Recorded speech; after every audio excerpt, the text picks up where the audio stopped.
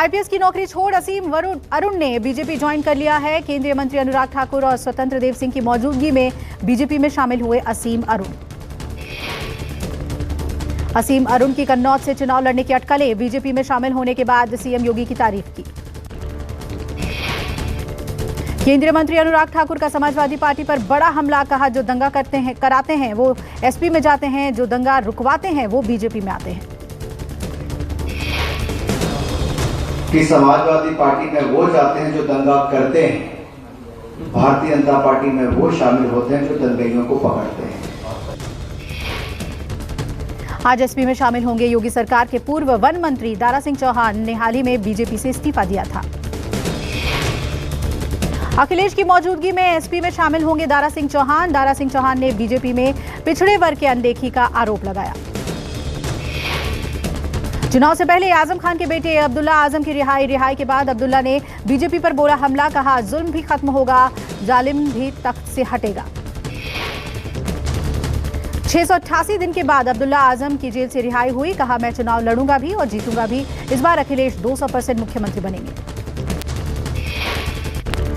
अब्दुल्ला आजम अपने पिता आजम खान के साथ सीतापुर जेल में बंद थे। दोनों को रामपुर जेल से सीतापुर जेल में शिफ्ट किया गया था। पिता की रिहाई न मिलने पर बेटे ने बयां किया दर्द। कहा, वालिद के खिलाफ फर्जी मुकदमे दर्ज किए गए और उन्हें जेल भेजा गया। चुनाव में बीएसपी में भी उठापटक तेज हुई। बीएसपी के 5 बार के विधायक रामवीर उपाध्याय बीजेपी में हुए शामिल। ब्रज क्षेत्र के कद्दावर ब्राह्मण नेता माने जाते हैं रामवीर उपाध्याय। ब्रज क्षेत्र बीजेपी अध्यक्ष रजनीकांत माहेश्वरी ने उन्हें सदस्यता दिलाई। मायावती सरकार में ऊर्जा मंत्री थे रामवीर। मायावती के करीबी माने जाते हैं। डिप्टी सीएम दिनेश शर्मा ने भी रामवीर को बीजेपी ज्वाइन करने के लिए बधाई दी।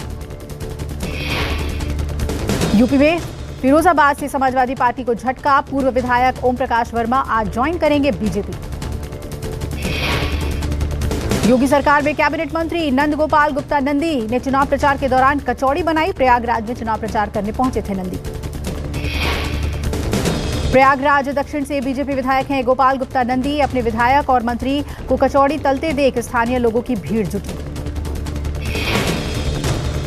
यूपी में जनता दल यूनाइटेड का अब अकेले चुनाव लड़ने पर विचार। 18 जनवरी को लखनऊ में पार्टी की अहम बैठक। यूपी में बीजेपी से सीट बंटवारे पर सहमति न बनने के बाद पार्टी ने दिए संकेत। जेडीयू ने आरसीपी सिंह को दी थी सीट शेयरिंग की जिम्मेदारी। जेडीयू नेता केसी त्यागी ने कहा कि पार्टी कम से कम 20 सीटों पर उम्मीदवार उतारेगी। त्यागी ने बीजेपी पर अनदेखी करने का आरोप लगाया। गोवा के लिए दिल्ली के सीएम केजरीवाल ने पेश किया एजेंडा। कहा, गोवा के लोग अब बदलाव चाहते हैं, दिल्ली की तरह ईमानदार सरकार देंगे। केजरीवाल ने कहा, गोवा में बेरोजगारी भत्ता देगी आप सरकार। 6 महीने के अंदर खनन शुरू करवाएंगे। केजरीवाल ने कहा, रोजगार, भ्रष्टाचार, शिक्षा, मोहल्ला क्लिनिक समेत 12 मुद्दों पर गोवा की स्थिति सुधारेंगे। केजरीवाल ने कहा, आम आदमी पार्टी आजाद भारत की सबसे ईमानदार पार्टी। जरूरत पड़ी तो गैर बीजेपी पार्टियों से गठबंधन करेंगे। दिल्ली में उत्तराखंड बीजेपी कोर ग्रुप की अहम बैठक में पार्टी उम्मीदवारों के नाम पर होगा मंथन।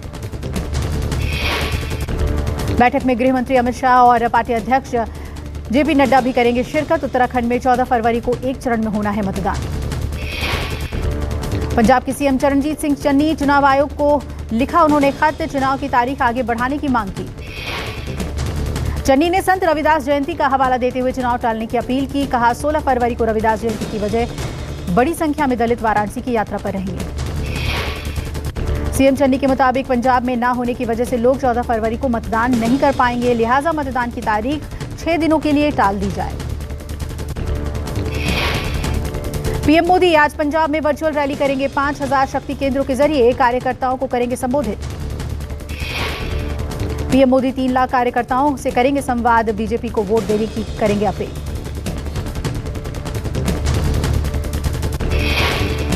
कोरोना के बढ़ते मामलों को देखकर चुनाव आयोग ने लिया फैसला। 5 चुनावी राज्यों में रैली और सभाओं पर रोक जारी। चुनाव आयोग ने रोक 22 जनवरी तक बढ़ाई। कोरोना के बढ़ते मामलों को देखते हुए चुनाव आयोग भी चिंतित। एक्सपर्ट के मुताबिक 15 जनवरी के बाद और फरवरी तक कोरोना पीक पर रहेगा।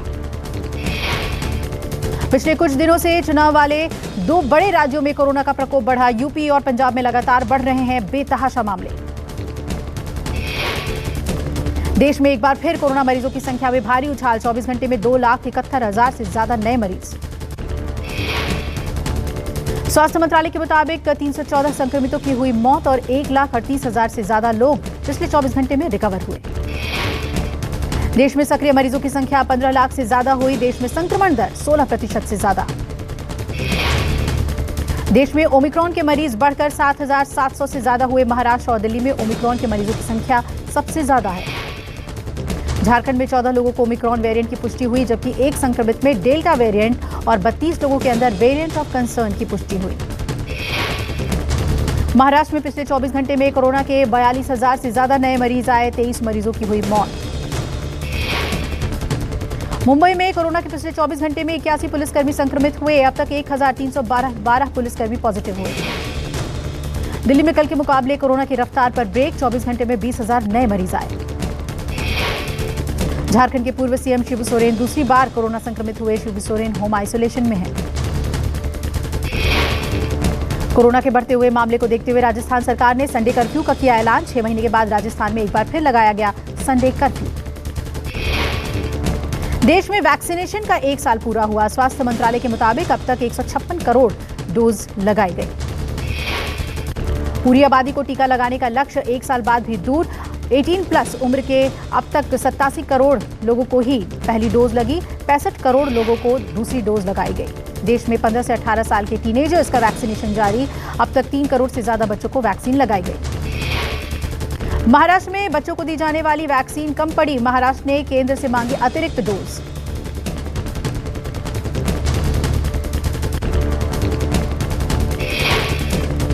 तेलंगाना में बढ़ते हुए कोरोना संक्रमण को देखते हुए 30 जनवरी तक शैक्षणिक संस्थाओं में छुट्टियां घोषित। सभी स्कूल और शिक्षण संस्थाओं में छुट्टी रहेगी। श्रीनगर में वीकेंड लॉकडाउन जारी। पूरे श्रीनगर में दिख रहा है लॉकडाउन का असर। दुकानें बंद दिखी। वीकेंड लॉकडाउन के दौरान सिर्फ जरूरी सेवाओं की अनुमति। तमिलनाडु में भी आज संपूर्ण लॉकडाउन। मदुरई में सड़क पर घूम रहे पुलिस वाहनों की पुलिस ने चेकिंग की। अलवर गैंगरेप मामले पर सीएम गहलोत ने ट्वीट कर दिया बयान। कहा सरकार किसी भी एजेंसी से जांच कराने को है तैयार। सीएम गहलोत ने बीजेपी को आड़े हाथों लेते हुए हमला बोला। रेप की बात से पुलिस वालों परिवार वालों पर क्या बीतती है, बावजूद इसके बीजेपी के नेता सियासी रोटियां सेकने में लगे हुए हैं। सीएम गहलोत ने कहा कि लड़की को आई चोटों के कारण पता लगाने की चल रही है जांच, लेकिन मेडिकल रिपोर्ट से ये स्पष्ट है कि किशोरी के नहीं हुआ था कोई बलात्कार। अमेरिका के टेक्सास में लोगों को बंधक बनाने वाले शख्स को पुलिस ने किया ढेर। पाकिस्तानी वैज्ञानिक को रिहा करने की कर रहा है मांग। टेक्सास में कल एक यहूदी मंदिर में 4 लोगों को बनाया गया था बंधक। सभी लोगों को पुलिस ने रिहा कराया।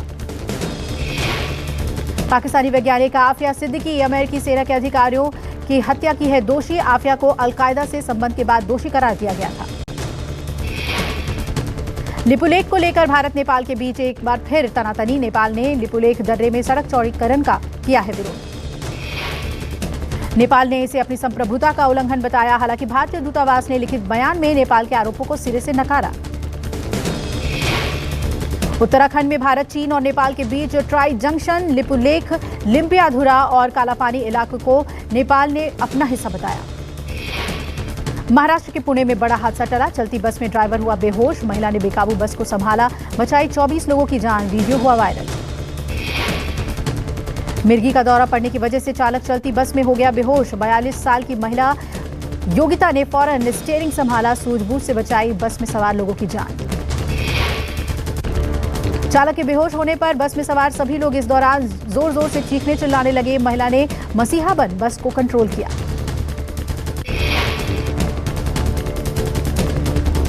किसी तरह लैंड करा दो भैया का आया दूसरा पार्ट। पैराग्लाइडिंग करते वक्त चीखने लगी महिला। Video viral.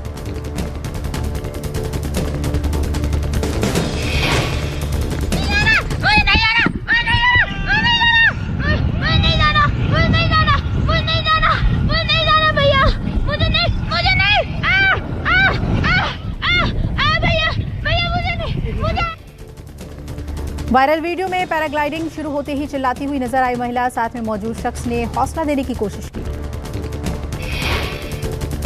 दिल्ली एनसीआर में कड़ाके की ठंड का कहर जारी। दिल्ली में शनिवार को 10 साल बाद पड़ी सबसे ज्यादा ठंड। आज भी रहेगी ठिठुरन।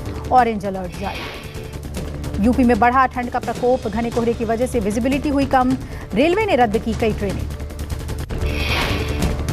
लखनऊ में घने कोहरे के चलते विजिबिलिटी हुई शून्य, न्यूनतम तापमान 8 डिग्री सेल्सियस पहुंचा।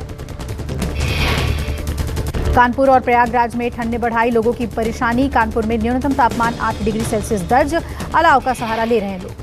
हरियाणा में ठंड का सितम जारी, कोहरे के चलते विजिबिलिटी हुई कम, मौसम विभाग ने ठंड और बढ़ने की दी चेतावनी। मध्य प्रदेश में ठंड और कोहरे ने बढ़ाई लोगों की परेशानी, भोपाल में आज सुबह छाया रहा घना कोहरा, विजिबिलिटी थी काफी कम। दिल्ली में गरीब और असहाय के लिए वरदान बन रहा है एम्स मेट्रो स्टेशन के पास स्थित रैन बसेरा, जरूरतमंदों को मिल रहा है आसरा। बांदा में चेकिंग के दौरान 28 किलो विस्फोटक सामग्री बरामद, 3 लोगों को पुलिस ने किया गिरफ्तार। आरोपियों के पास से विस्फोटक के अलावा 195 फ्यूज और आधा किलो सुतली भी बरामद, पूछताछ जारी। राजस्थान के कोटा में 17 साल की छात्रा ने छत से कूदकर सुसाइड किया, खुदकुशी का दर्दनाक वीडियो हुआ वायरल। वायरल वीडियो में छात्रा के पिता और हॉस्टल संचालक समझाते दिख रहे हैं, अचानक लड़की ने 5वीं मंजिल से लगा दी छलांग। बिहार के मधेपुरा की रहने वाली छात्रा के सिर, पैर और हाथ में लगी गंभीर चोटें, मौके पर ही छात्रा की हुई मौत। कानपुर में पुलिस ने एक गाड़ी से 50 लाख रुपए कैश बरामद किया, आचार संहिता के बीच हुई कैश बरामदगी को लेकर उठ रहे हैं सवाल। अमीन राइन नाम के शख्स की गाड़ी से कैश बरामद हुआ, पुलिस ने इनकम टैक्स विभाग को दी जानकारी। उत्तराखंड के हरिद्वार में एसटीएफ की बड़ी छापेमारी, बड़ी मात्रा में पुरानी करेंसी मिली, 4 करोड़ से ज्यादा की पुरानी करेंसी के साथ 7 लोग पकड़े गए। गिरफ्तार आरोपियों में से 3 स्थानीय और 4 मुरादाबाद के आरबीआई के किसी अधिकारी के साथ करेंसी को बदलने की खबरें सामने आ रही हैं। प्रशांत महासागर में फटा ज्वालामुखी, जापान से लेकर अमेरिका तक सुनामी का खतरा मंडराया, उठ रही है ऊंची ऊंची लहरें। विशाल लहरों को देखते हुए सुनामी की चेतावनी जारी, भूवैज्ञानिकों के मुताबिक ज्वालामुखी विस्फोट की वजह से सुनामी की हुई शुरुआत। वियना में प्रदर्शनकारी सरकार की वैक्सीनेशन नीति से नाराज दिखे, सड़क पर ट्रैफिक जाम करके सरकार के खिलाफ विरोध जताया। हेग में सैकड़ों लोगों ने बर्तन बजाकर कोविड नियमों का विरोध किया, हिंसक भीड़ पर काबू पाने के लिए पुलिस ने लाठीचार्ज किया। न्यूजीलैंड के केमिकल प्लांट में लगी भीषण आग पर दमकल की गाड़ियों ने काबू पाया, हादसे में किसी के हताहत होने की खबर नहीं। अमेरिका में सिख टैक्सी ड्राइवर से मारपीट करने वाले शख्स को गिरफ्तार किया गया, आरोपी के खिलाफ नक्सली घृणा अपराध के तहत मामला दर्ज। साउथ एक्ट्रेस अल्लू अर्जुन ने फिल्म पुष्पा की सक्सेस के बाद खरीदा नया बंगला, आलीशान बंगले की तस्वीरें सोशल मीडिया पर वायरल।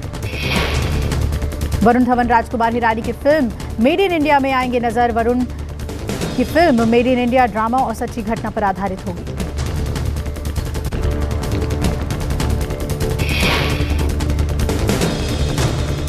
पीएम जीवन ज्योति बीमा योजना के तहत 330 रुपए में दिया जा रहा है 2 लाख तक का इंश्योरेंस, कोरोना से मौत पर भी मिलेगा पैसा। गूगल ने अपने एम्प्लॉय के लिए जारी किया फरमान, हर सप्ताह करवाना होगा कोविड टेस्ट, रिपोर्ट नेगेटिव होने पर ही मिलेगी ऑफिस में एंट्री। मारुति ने बढ़ाई कारों की कीमत, आज से ऑल्टो 12,500 और वैगनआर 30,000 रुपए तक महंगा हुआ। अब व्हाट्सएप पर आया गूगल जैसा फीचर, घर बैठे यूजर्स देख पाएंगे नजदीकी रेस्टोरेंट और राशन की दुकानों के बारे में।